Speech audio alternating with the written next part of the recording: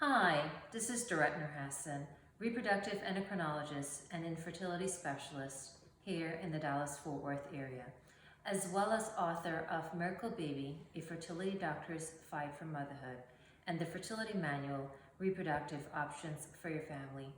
Here to talk to you today about gestational surrogacy. You may have heard it in the news last week.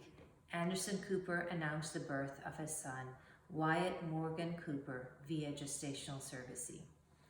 Gestational carriers, sometimes called surrogates, are kind women who carry a pregnancy for someone else just so that other person can become a parent.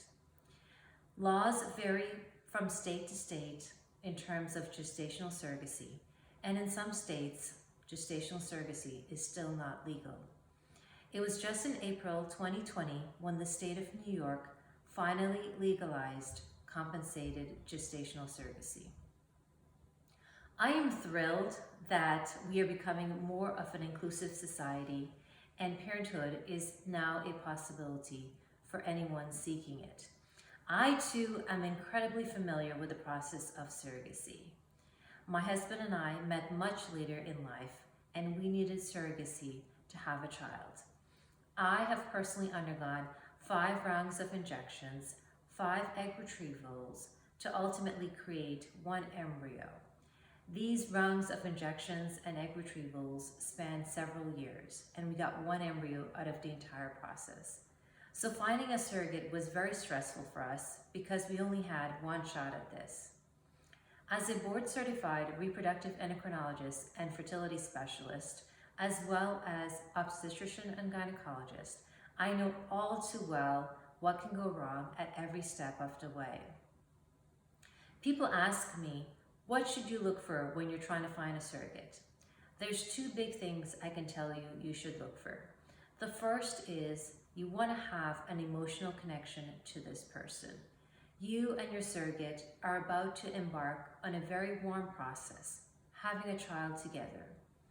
The second thing you want to really look at is to make sure that you have the same views on pregnancy and that you are aligned on many decision processes should certain scenarios of pregnancy arise. Once you found the right surrogate, then there's 2 checkboxes that need to be checked. The first is psychological screening. Our surrogate and her husband, as well as my husband and myself, needed to be clear that we were comfortable with this entire process. The second checkbox is legal paperwork.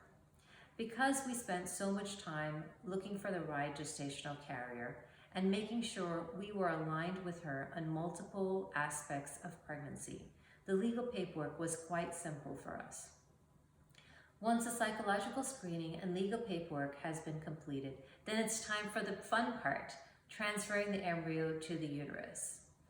The day of our embryo transfer, we were very happy, but still very nervous. Luckily, the transfer went well and our surrogate was pregnant.